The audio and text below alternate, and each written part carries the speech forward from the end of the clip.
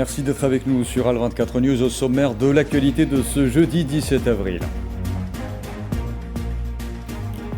Près de 30 Palestiniens sont tombés en martyrs ce jeudi dans la bande de Gaza, dont 16 brûlés vifs à la suite d'une frappe directe de 2 missiles des forces de l'entité sioniste sur plusieurs tentes abritant des familles déplacées dans la zone d'Al-Mawasi à Khan Younes.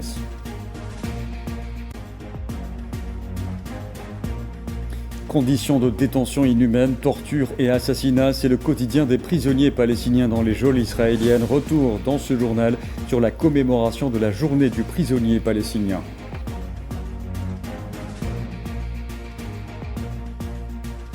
Le président algérien Abdelmadjid Tebboune reçoit ce jeudi à Alger le ministre égyptien des Affaires étrangères, de l'immigration et des expatriés égyptiens Badr Abdelhati, qui lui a remis une lettre du président égyptien Abdel Fattah al-Sisi. Et puis le président russe Vladimir Poutine et l'émir du Qatar, Sheikh Tamim Ben Hamad Al Thani, expriment leur regret face à la violation du cessez-le-feu à Gaza par l'entité sioniste.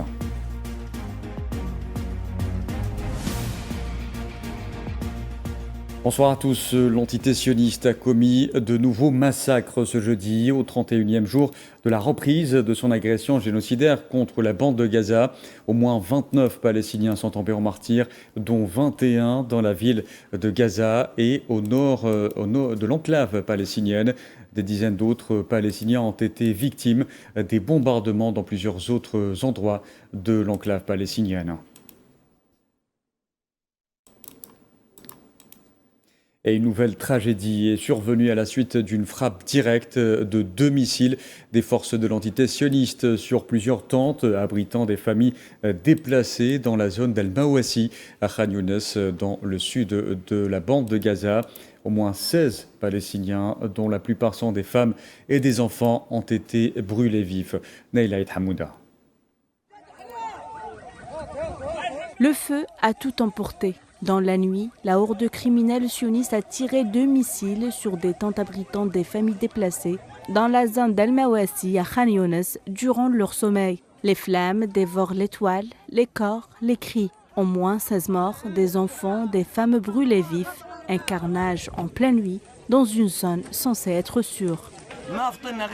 Nous nous en sommes rendus compte que lorsque les flammes se sont propagées à 4 tentes. Nous sommes alors sortis avec les voisins pour éteindre l'incendie. Nous avons essayé de l'éteindre avec de l'eau et du sable. Nous avons sauvé ce que nous pouvions, mais les pompiers ont tardé à arriver. Nous avons sorti tous les corps calcinés, dont certains étaient handicapés. Ahmed, un enfant handicapé, Ramzi Abourous, une femme âgée en fauteuil roulant. 3 femmes, et il y avait aussi des enfants, environ 8. Ils prétendent que c'est une zone sûre, mais ce n'est pas une zone sûre.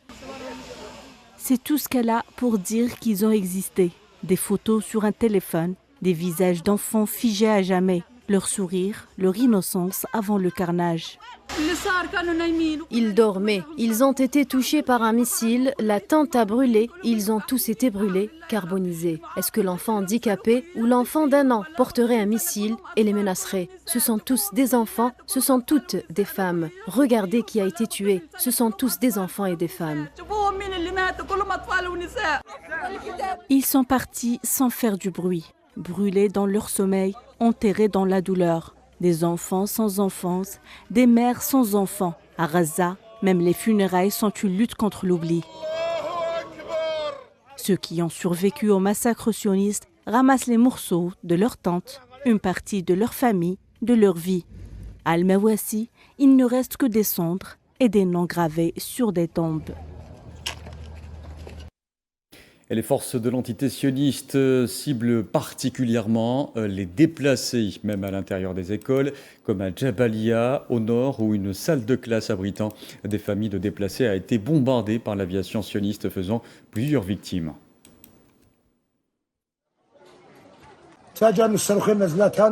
Nous avons été surpris par le bruit de 2 roquettes tombant sur cette salle de classe où logeait la famille Soror. Une femme pauvre qui travaille dans le ménage, elle n'est pas affiliée à la résistance, contrairement à ce que prétend l'occupation israélienne, une femme pauvre qui travaille avec nous dans le ménage. Nous avons été surpris également que les 2 roquettes soient tombées ici. Et ici, sur notre proche Mohamed El-Muqayyed, dans sa chambre, sa femme et ses enfants ont été blessés également et il y avait des jeunes hommes dans cette salle de classe.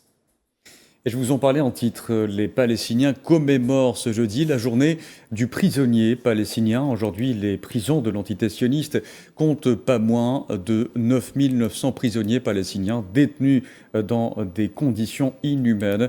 Un chiffre loin de la réalité puisqu'il n'inclut pas les milliers de Gazaouis que l'occupation a fait disparaître et dont on ignore la localisation. Iman Merad.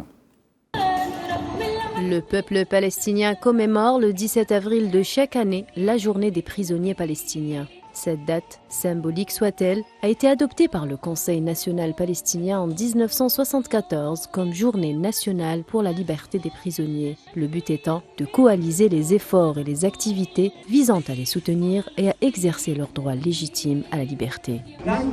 Une date choisie pour rendre hommage à la libération du premier détenu palestinien, Mahmoud Bakr Hijazi, lors du premier échange des prisonniers entre les Palestiniens et l'occupation sioniste. Des rassemblements et des manifestations ont été organisés aujourd'hui en Cisjordanie. Les habitants sont descendus dans la rue brandissant des drapeaux palestiniens et des photos de leurs proches détenus dans les prisons de l'occupation sioniste. Les prisonniers vivent dans des conditions très difficiles dans les prisons israéliennes. Ils meurent. Le monde, les entités juridiques, les nations libres et les pays honorables doivent intervenir pour sauver les prisonniers des prisons israéliennes. Les prisonniers souffrent terriblement. Ils arrivent en bonne santé et ressortent squelettiques. Le porte-parole du club des prisonniers dénonce le silence des instances internationales et appelle à la protection des droits des prisonniers palestiniens. Nous appelons le monde entier à assurer la protection de nos prisonniers héroïques qui sont soumis à la Convention de Genève, aux 4e et 3e conventions, au pacte international relatif aux droits de l'homme et à ses 30 articles ainsi qu'au pacte relatif aux droits de l'enfant qui en compte 54. Chaque article de ces pactes constitue une forme de protection, mais c'est comme si ces articles avaient été élaborés pour d'autres peuples et non pour les Palestiniens. Depuis le 17 avril, la journée du prisonnier est une journée immortelle que le peuple palestinien commémore chaque année dans tous ses lieux de présence, chez lui et au-delà des frontières, à travers toute forme de protestation pour rappeler le monde entier des prisonniers palestiniens et les types de tortures, de violations et d'abus les plus barbares auxquels ils sont soumis quotidiennement dans les geôles d'occupation sioniste, dépassant toutes les normes et conventions internationales et humanitaires.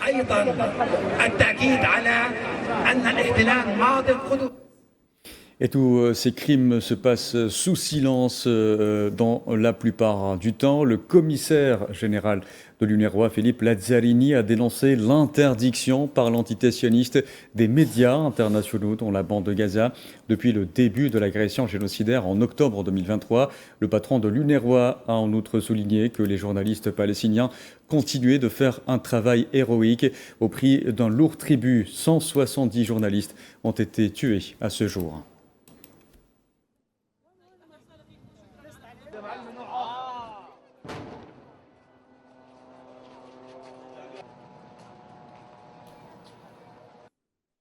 Et environ 500 000 Palestiniens ont été déplacés à Gaza depuis que l'entité sioniste a repris son offensive le 18 mars dernier, après la violation d'un cessez-le-feu selon le Bureau des Nations Unies pour la coordination des affaires humanitaires.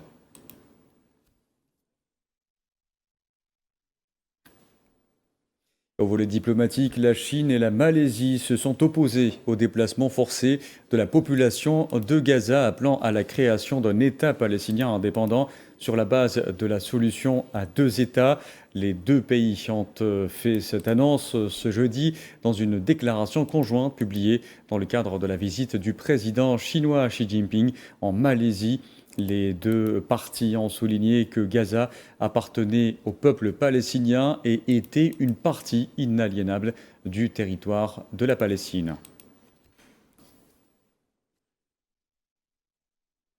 Un Palestinien, un Libanais cette fois, est tombé en martyr ce jeudi dans un raid des forces de l'entité sioniste mené dans le sud du Liban. Selon le ministère libanais de la Santé, ce raid est survenu au lendemain de frappes sionistes ayant fait 2 martyrs dans le sud du Liban malgré un fragile cessez-le-feu en vigueur depuis novembre 2024.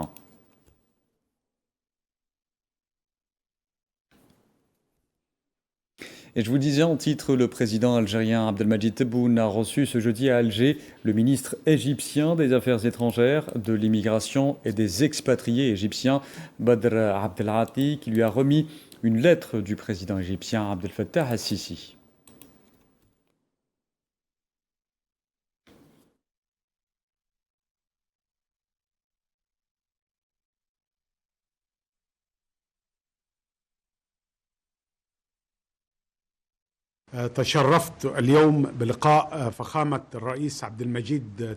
J'ai été honoré aujourd'hui d'avoir été reçu par le président de la République, Abdelmadjid Tebboune. Je lui ai transmis les salutations de son frère, le président Abdel Fattah al-Sisi, président de la République arabe d'Égypte, ainsi qu'une lettre manuscrite de sa part. J'ai réitéré toute l'importance que nous accordons à la visite du président Tebboune en Égypte en octobre dernier, ainsi qu'aux consultations de haut niveau qui ont eu lieu à cette occasion avec son homologue égyptien. Ces échanges reflètent le caractère fraternel des relations algéro-égyptiennes.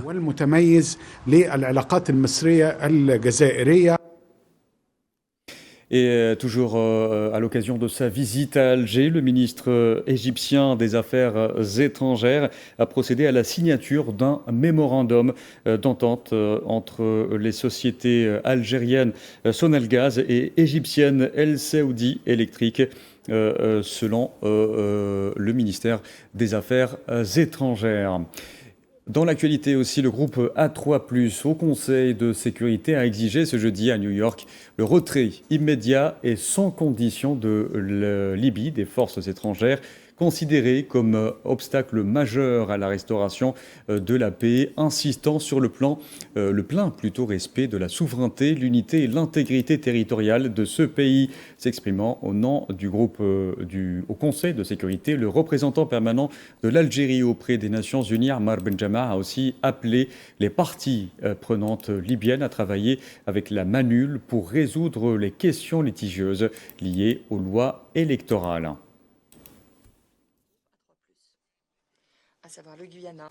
Nous appelons les parties prenantes libyennes à travailler avec la MANUL pour résoudre les questions contentieuses ayant trait au code électoral, pour produire des solutions pratiques qui permettraient de sortir de l'impasse politique actuelle. Nous prenons note du fait que la MANUL a déjà facilité 5 séances du comité consultatif depuis sa mise en place, et nous attendons avec intérêt de voir ce travail aboutir à des recommandations techniquement robustes et viables d'un point de vue politique pour répondre aux problèmes complexes liés à l'organisation d'élections nationales. Le groupe A3+, au Conseil de sécurité des Nations Unies, a par ailleurs condamné à New York avec la plus grande fermeté tous les actes de violence et les violations du droit international dans l'est de la République démocratique du Congo, appelant les parties en conflit à reprendre le dialogue et à régler leurs différends par des moyens pacifiques. Cet appel est intervenu lors d'une réunion du Conseil de sécurité consacrée à la région des Grands Lacs.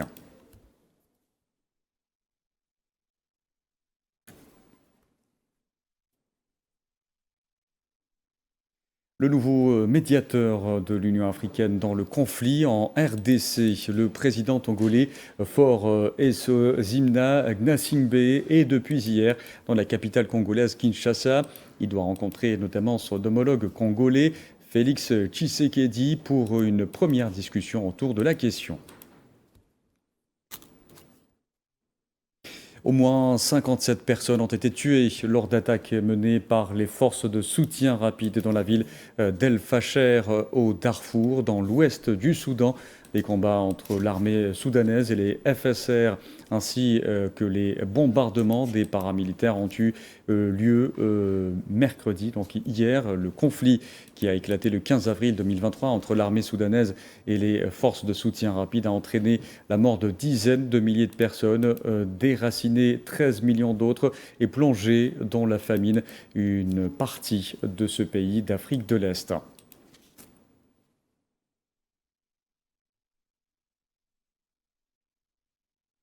La secrétaire d'État algérienne auprès du ministre des Affaires étrangères chargé des Affaires africaines, Barta Selma Mansouri, est depuis hier à Luanda, en Angola, pour une visite de travail à l'invitation de son homologue angolaise, Esmeralda Mendoza.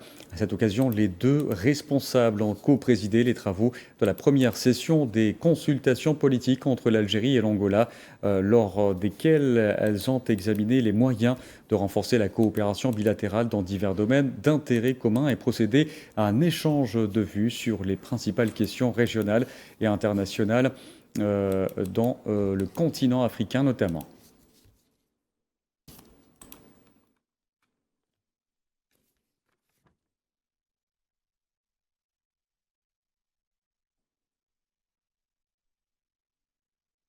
Et je vous en parlais en titre, le président russe Vladimir Poutine a reçu ce jeudi à Moscou l'émir du Qatar, Sheikh Tamim Ben Hamed Al Thani. Outre le renforcement de la coopération bilatérale, les deux dirigeants ont évoqué de nombreuses questions internationales, notamment la situation en Syrie et en Palestine, regrettant notamment la violation du cessez-le-feu dans la bande de Gaza par l'entité sioniste, tout en appelant à l'établissement d'un État palestinien indépendant.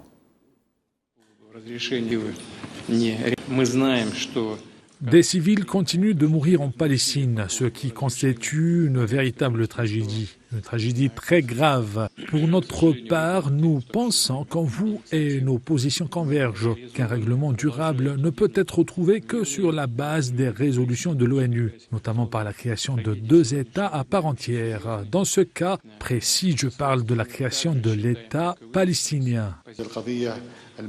Je crois que la situation tragique à laquelle nous assistons actuellement à Gaza et les massacres quotidiens doivent cesser. Quand vous le savez, nous sommes parvenus à un accord il y a plusieurs mois, mais malheureusement, Israël ne l'a pas respecté. Cependant, nous, le Qatar, en tant que médiateur, nous efforcerons de concilier les points de vue afin de parvenir à un accord qui mette fin aux souffrances du peuple palestinien, en particulier à Gaza, et nous le constatons également en Cisjordanie.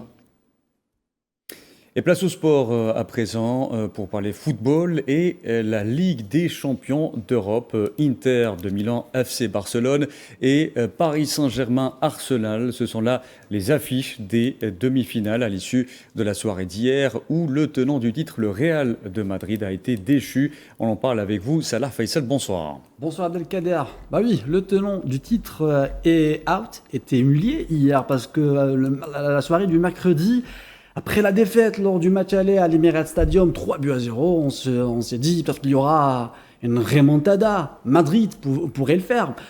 Mais malheureusement pour les Madrilènes, le Real est tombé hier et 2-1 face à Arsenal. Arsenal qui a raté déjà un penalty de Saka, mais Saka est revenu, il a ouvert la marque. C'est Vinicius qui a égalisé pour le Real Madrid.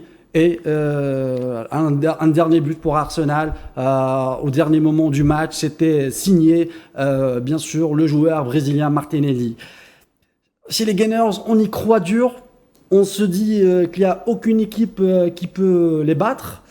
Donc pour le moment, on se dit qu'Arsenal peut réaliser son rêve d'obtenir et de gagner sa première Ligue des Champions. Et à ce propos, d'ailleurs, je vous propose d'écouter l'entraîneur d'Arsenal, Mikel Arteta. Le sentiment que nous avions est devenu une réalité, fondamentalement, et le sentiment intérieur que j'avais avant le match. Pendant que les joueurs transmettaient leur message, je sentais que l'équipe était prête à affronter n'importe qui. Et maintenant, nous devons continuer à le faire, car je pense que nous avons pris de l'élan. Et puisqu'on parle d'entraîneur, tout le monde s'interroge désormais sur l'avenir de Carlo Ancelotti, Faisal Salah. Écoute, après la défaite à Madrid, c'est la compétition préférée, la Ligue des Champions européenne. Aujourd'hui, cette matinée, on a critiqué largement l'international français Kylian Mbappé. On s'est dit qu'on attendait un nouveau Ronaldo et c'était pas le cas. C'était même pas Mbappé du Paris Saint-Germain. L'ex-joueur est sorti du match blessé hier. Et avec, on va dire, cette défaite, son rêve et sa tentative de gagner une Ligue des Champions, en fait, il échoue pour la 9e fois. À un moment donné, on se dit peut-être que Mbappé est un peu maudit, mais bon, pour Carlo Ancelotti, l'entraîneur du Real Madrid, celui qui a ramené à plusieurs fois le sourire aux supporters madrilènes, on se dit peut-être qu'il y a des rumeurs qui pourraient rejoindre le Brésil, que son aventure avec le Real Madrid, peut-être c'est la fin pour Carlo, et Pérez est en train déjà de négocier et il a déjà effectué un contact avec son successeur. Je vous invite à écouter Carlo Ancelotti juste après le match d'hier. Il se peut que le club décide de changer. Si un jour le club décide de changer, cela peut être cette année, cela peut être l'année prochaine. Quand mon contrat se termine, il n'y a absolument aucun problème. Comme je l'ai dit, le jour où je finirai ici, je ne pourrai faire qu'une chose, remercier ce club. Et dans l'autre affiche d'hier, et malgré quelques frayeurs, l'Inter de Milan n'a pas tremblé face au Bayern de Munich, Faisal.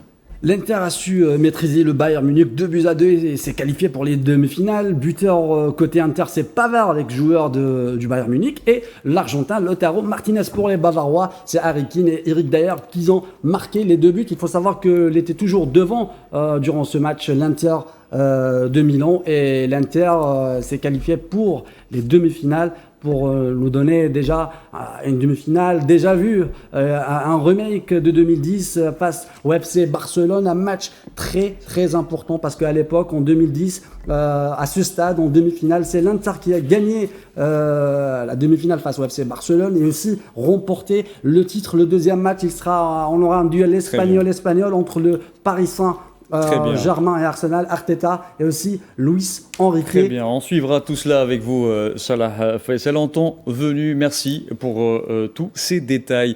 Place à présent au reportage du soir, direction Constantine, dans l'Est algérien, pour une virée culturelle au musée de Sirta, l'un des plus grands d'Afrique en termes d'objets. Que cache ce lieu rempli de trésors et de secrets? Reportage signé Safouane Ben Sabri.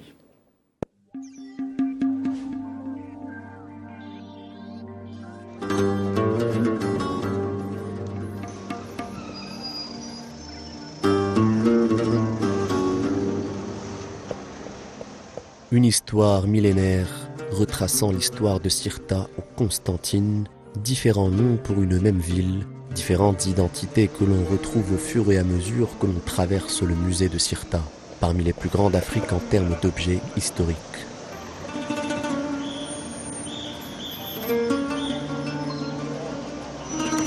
Parmi eux, des parchemins d'histoire, des traces écrites par l'homme où il raconte la vie de son époque, une façon de léguer aux générations futures une marque de leur héritage.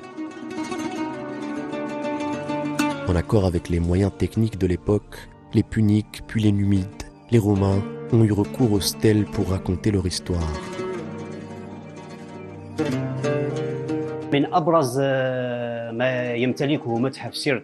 Parmi les objets les plus importants que possède le musée de Sirta, on a les stèles. Des stèles qui racontent la vie quotidienne de la société sirtéenne. À travers les recherches effectuées sur ces stèles, les chercheurs ont pu décortiquer et raconter la vie à différentes époques, à travers les écrits, les personnages, les symboles qui y sont racontés. Le musée est une sorte de bibliothèque qui raconte une période révolue de la ville de Constantine ou de Sirta, une des plus vieilles villes au monde. Un empereur parmi ceux qui ont gouverné Rome a laissé une trace particulière dans la ville, Constantin Ier, qui donne son nom à la ville au pont suspendu. Certains chercheurs attribuent le nom de Constantine à celui qui a rebâti la ville, l'empereur Constantin, étant donné l'importance stratégique de la ville qui a vécu plusieurs destructions. Il a donc décidé de la reconstruire. D'autres chercheurs affirment que le nom de Constantine fait référence à Constantinople.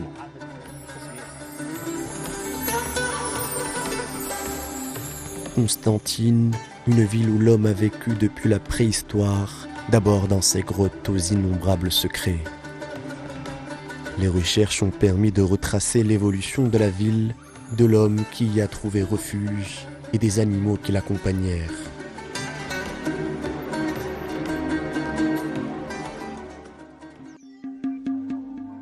Aujourd'hui, le musée de Cirta est l'un des plus importants d'Afrique. Construit en 1931, il attire à l'heure actuelle chercheurs, étudiants ou simples curieux des 4 coins du globe. Durant l'année 2024, nous avons reçu plus de 23 000 visiteurs d'un peu partout, en plus des délégations officielles, des collégiens, des lycéens en visite guidée et même durant les vacances scolaires, en plus des chercheurs et des étudiants. On reçoit des gens de toutes les catégories sociales en quête de connaissance de l'héritage historique que contient le musée.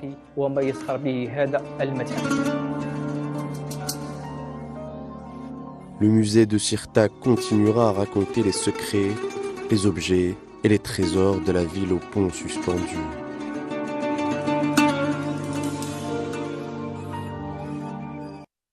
Voilà, et c'est la fin de ce journal. Merci à vous de l'avoir suivi. Excellente soirée à tous.